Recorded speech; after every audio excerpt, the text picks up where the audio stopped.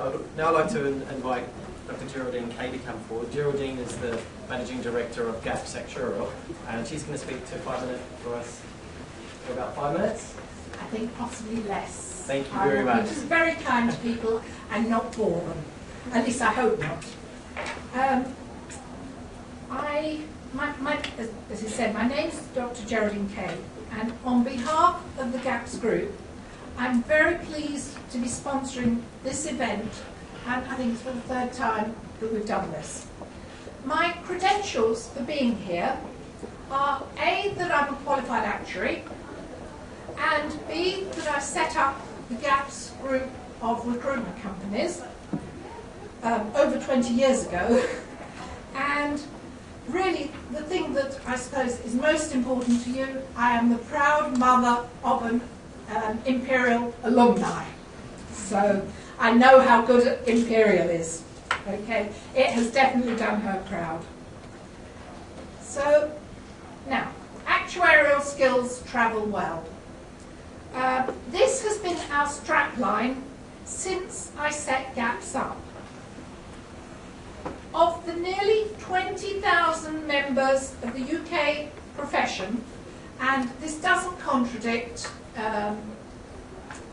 the slides with Trevor's information. He was talking only about fellows. I'm talking about all of the members of the profession. Over 8,000 are based overseas. Many of these people working overseas either originate from Britain or studied here. One of my greatest pleasures when I go to overseas conferences, as I often do, is to meet those who were my tutees when I was an academic, which I was for 10 years. Shows how old I am. Okay,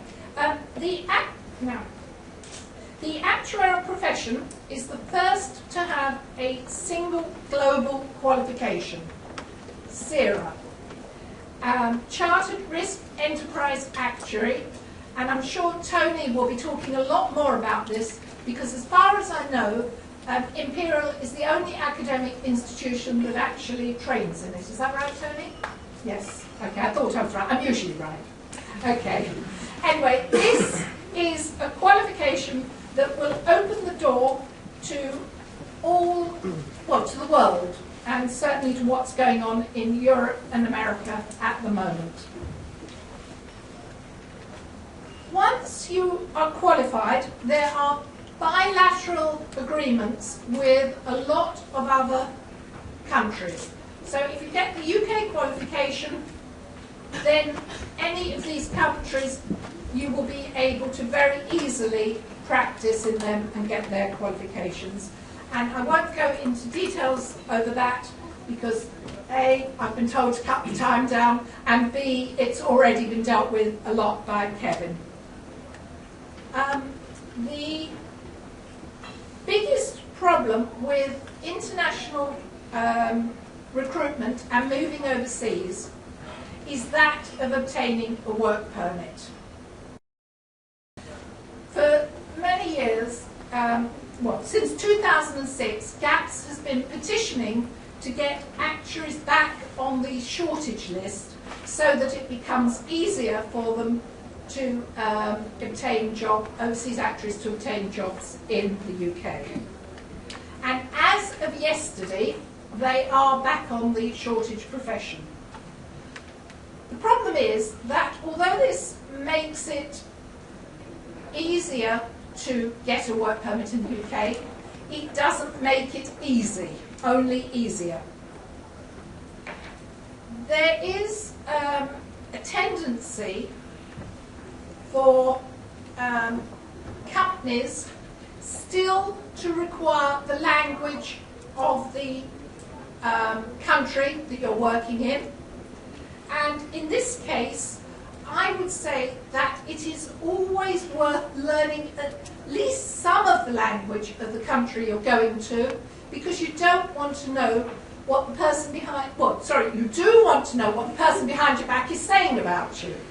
So even where a company says that the business language is English, you still do need to know something of the language. The other thing is, unless you learn a foreign language when you are young, you never really get the fluency that you do if you learn it when you're older. So if I try and say something in French, they answer me in English. My daughter that I'm so proud of, if she barks, a dog barks back at her.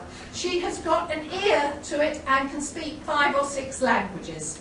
So if you are going to learn foreign languages, start now, and you've got a wonderful opportunity here by making friends with other people. When people come to me and say, which language should I learn? I never advise them. Because if one language is fashionable at the moment, and I think Chinese is the fashionable language, by the time you've learnt it, it will probably be another language. So if you're going to learn a language, learn something you enjoy. It is also important to read up on the cultural differences between the different countries, your home country, and where you are going to work. Because, you know, cultural differences really do make life very difficult. And in terms of that, perhaps going to America is the most difficult of them all. Because you think you're speaking the same language, and words have totally different meanings. And I won't bother to give you any examples. Now, a CV is also done with different are culturally different. So, to gain a job in the UK, the norm is a 2-page CV. As a young graduate, sorry, I'm probably not allowed to use the word young, as a fresh graduate, you are probably only going to have a 1-page CV. But as a qualified actuary, you will have a 2-page CV.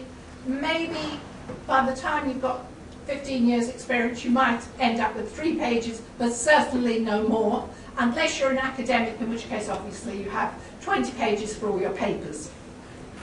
But, for example, in South Africa, your CV can be as long as 10 pages. They use 1 page just for their name and whether they've got a driving licence, although why on earth you should need a driving licence to be an actuary. In Holland, it is quite common to refer to he did this and he did that, whereas in this country, CVs are passive.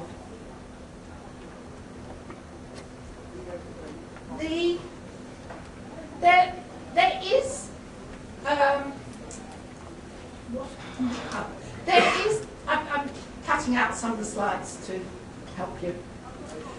The EU has sponsored a European CV format, which you can go to the web and find. The idea being that it prevents people discriminating against you. Very interesting, really interesting. I can't see on here, but can you see there? Does that make, oh, it doesn't show. Date of birth. Totally illegal in England and most of Europe, and yet sponsored by the EU. You can tell my biases. There are a lot of other things on there like that. By the way, the person on here is a made-up person. So don't just assume because something is official that is the guidelines that you go by. The other thing with the Europass is that it tells you to put your qualifications at the bottom. Even for most other advice you will get about CVs, it is now considered old-fashioned to put your qualifications at the top. However, you are budding actuaries. What is important about you? What differentiates you from the masses? The fact you are actuaries, the fact you've been to Imperial. It goes to the top. That is the important thing they have to see about you. They're not going to care whether you can make jam or not. They want to know that you attended Imperial. So I won't go into a lot more about that because, as I said, I've had my time cut. But I have brought some of my consultants with me, only a few of them. We do have quite a range of international actuaries at the office, so you can always phone through for advice, or you can register, you know, and then phone up.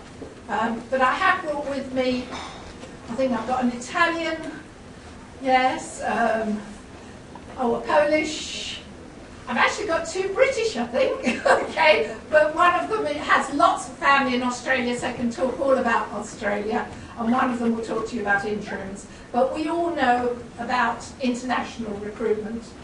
As young graduates, we probably won't find you your first job, and that's why we're sponsoring this fair, so that we can do something for you, and you can then go to the people who have come to the fair and find your first job there. That doesn't mean we won't find you a job. What I'd say to people, it's like buying a ticket for the lottery. If you don't buy a ticket, you can't win. So we do place some graduates, and if you register with us, then obviously we will be able to track you through your career and send you information about the profession as it occurs.